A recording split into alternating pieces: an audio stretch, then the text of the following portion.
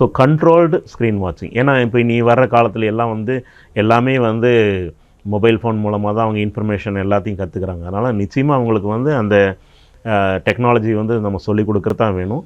So அதனால் அவங்களுக்கு கொடுக்குறது பெட்டர். ஸோ ஒரு கண்ட்ரோல் வாட்சிங் பெட்டர். ஸ்ட்ரிக்டாக இருங்க. பேரண்ட்ஸ் வந்து நைட்டு ஒரு 9 மணிக்கு மேலே வந்து ஃபோன் யூஸ் பண்ணக்கூடாது. அது பாட்டு கேட்குறதா இருக்கட்டும், வீடியோ பார்க்குறதா இருக்கட்டும்.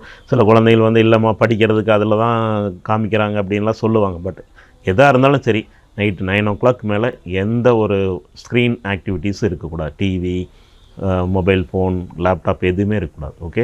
அதுக்கப்புறம் அவங்க வந்து நார்மலாக வந்து பார்த்திங்கன்னா ஒரு 8 மணி நேரம், ஸ்கூலுக்கு போகிற குழந்தைங்களாம் 8 மணி நேரம் தூங்கினா தான் அவங்களுக்கு வந்து காலையில் ஸ்கூலுக்கு போனால் ஒரு கான்சன்ட்ரேஷன் இருக்கும். இப்போ நிறைய ஸ்கூலில் வந்து கம்ப்ளைண்ட் சொல்கிறாங்க, கிளாஸில் வந்து தூங்குறாங்க, கான்சன்ட்ரேஷனே இருக்கிறது இல்லை, ட்ரௌசியாக இருக்கிறாங்க. என்னன்னு பார்த்தீங்கன்னா நைட்டு இந்த மாதிரி உட்காந்து வீடியோஸ் பார்த்துட்டே இருக்கிறது தான் காரணமாக இருக்குது. அடுத்தது பார்த்திங்கன்னா பேரண்ட்ஸ் வந்து நீங்கள் ஒரு ரோல் மாடலாக இருக்கணும். உதாரணத்துக்கு நான் இங்கே வந்த ஒரு பேரண்ட்ஸோட கன்சல்டேஷனே சொல்கிறோம் பாருங்களேன்.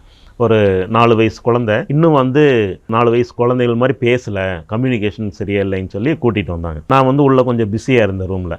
கொஞ்சம் நேரம் வெளியே வெயிட் பண்ணுங்க சார், ஒரு கிளைண்ட் இருக்கிறாங்க, அதுக்கப்புறம் நான் உங்களை கூப்பிட்றேன்ட்டு நான் வந்து என்னுடைய சிசிடிவி கேமராவில் வெளியே உள்ளே உட்காந்து நான் வாட்ச் பண்ணுறேன். இவங்க குழந்தையும் பேரண்ட்ஸோட இன்ட்ராக்ஷன் எப்படி இருக்குன்னு நான் கொஞ்சம் நேரம் வாட்ச் பண்ணுறேன். என்ன ஒரு ஆச்சரியம் பார்த்தீங்கன்னா, அம்மா ஒரு கையில் செல்ஃபோனில் உட்காந்துருக்குறாங்க, அப்பா தனியாக செல்ஃபோனில் உட்காந்துருக்குது.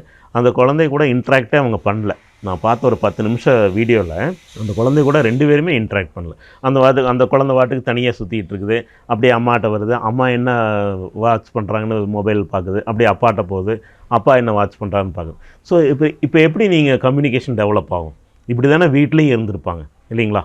ஸோ ஒரு கம்யூனிகேஷன் டெவலப் ஆகணுன்னா குழந்தைகிட்ட அந்த பரிமாற்றம், அந்த கேள்வி பதில் இருக்கணும். அப்போ தான் ஸ்பீச் டெவலப் ஆகும். இப்போ வந்து பார்த்திங்கன்னா எங்கள் பேரண்ட்ஸே வந்து நிறையா செல்ஃபோன் யூஸ் பண்ணுறாங்க. அது வந்து நிச்சயமாக குழந்தைய வந்து அதை அப்சர்வ் பண்ணி அவங்களும் அதே மாதிரி கற்றுக்குறாங்க. சரிங்களா? ஸோ பேரண்ட்ஸை நீங்கள் வந்து ஒரு ரோல் மாடலாக இருந்து நீங்களும் அதே மாதிரி நீங்கள் என்ன அட்வைஸ் பண்ணுறீங்களோ அதே மாதிரி நீங்களும் வந்து செல்ஃபோன் அதிகமாக யூஸ் பண்ணாமல் ரெஸ்ட்ரிக்ட் பண்ணி அளவாக யூஸ் பண்ணிட்டீங்கன்னா இந்த பிரச்சனையிலேருந்து நீங்கள் விடுபடலாம்.